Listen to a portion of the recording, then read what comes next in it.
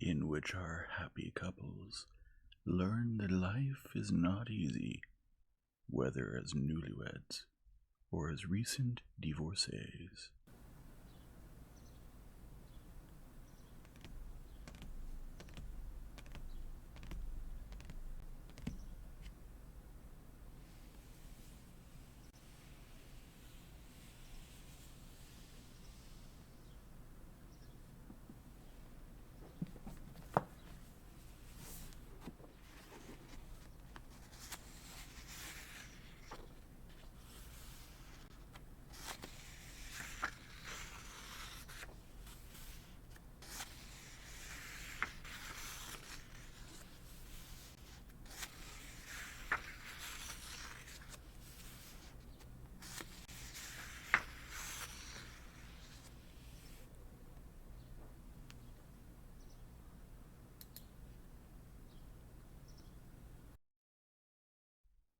Chapter 16.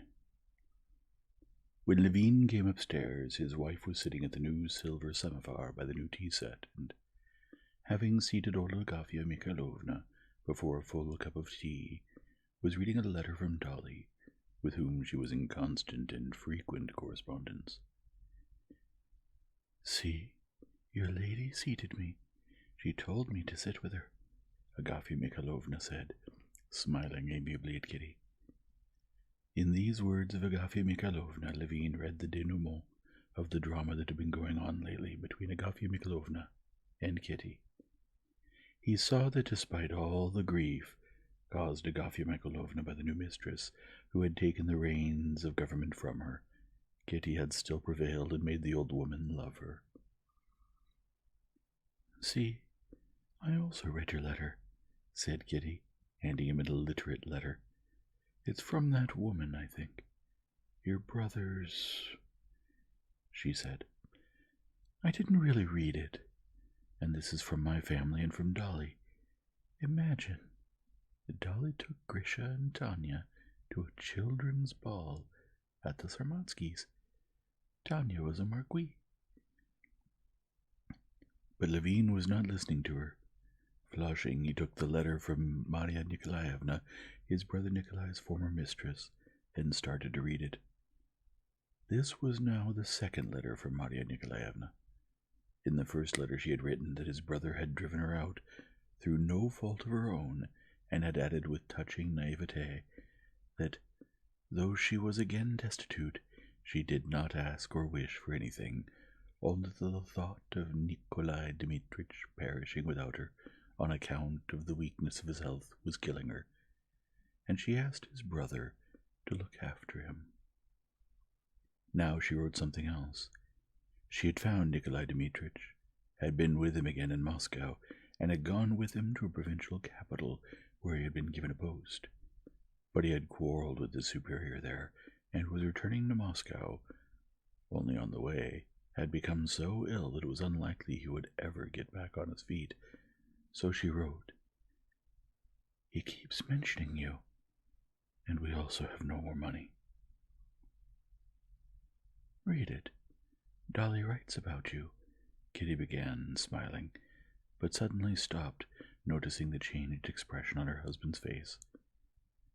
"What's the matter? What is it?"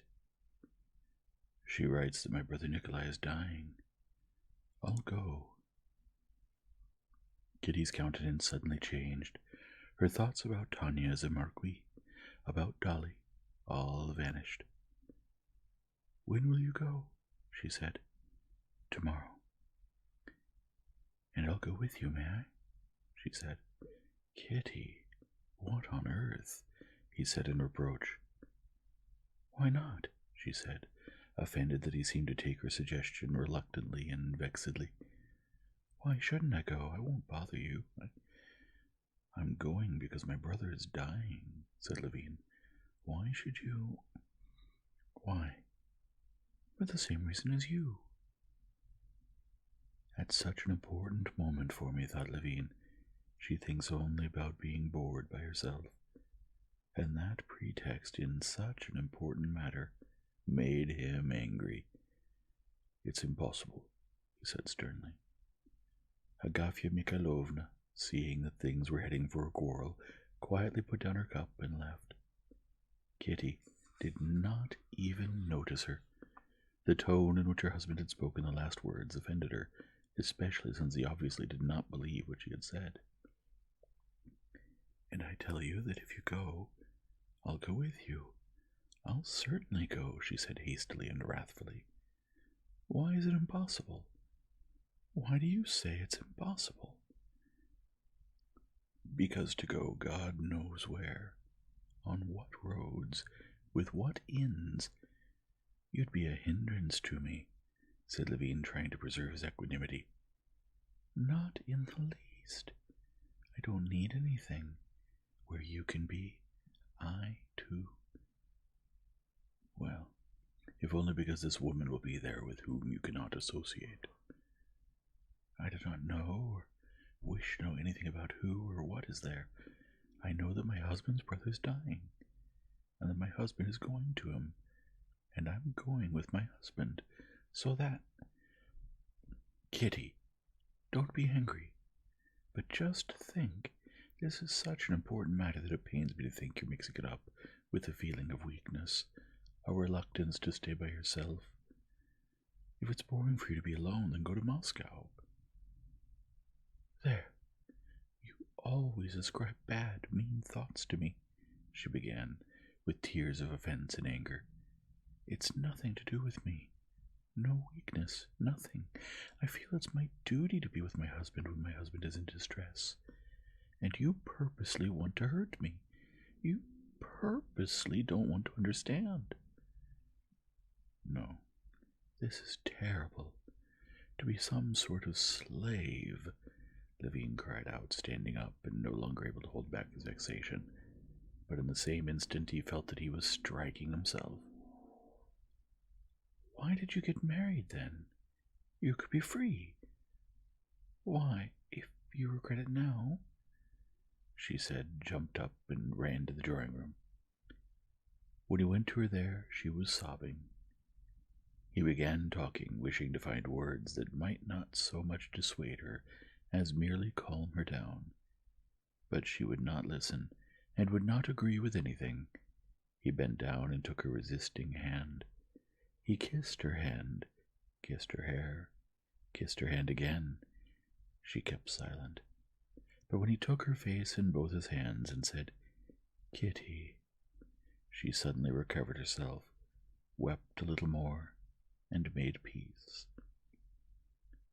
It was decided that they would go together the next day. Levin told his wife that he believed she wanted to go only in order to be of use, agreed that Maria Nikolaevna's presence at his brother's side did not present any impropriety. But in the depths of his soul he went away displeased with her and with himself. He was displeased with her for being unable to bring herself to let him go when it was necessary. And how strange it was for him to think that he, who so recently had not dared to believe in the happiness of her loving him, now felt unhappy because she loved him too much, and displeased with himself for not standing firm. Still less did he agree in the depths of his soul that she was not concerned about the woman who was with his brother, and he thought with horror of all the confrontations that might occur.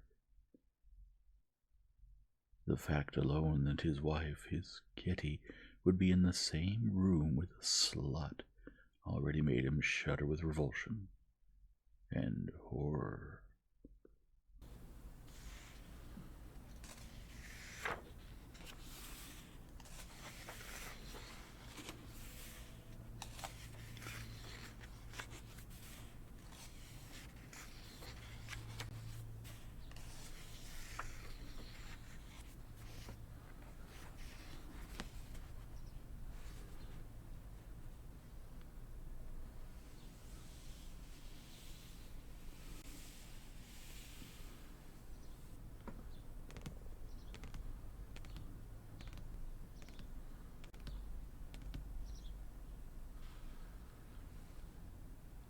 If you enjoy this format, please leave a like and subscribe and return tomorrow for the next chapter.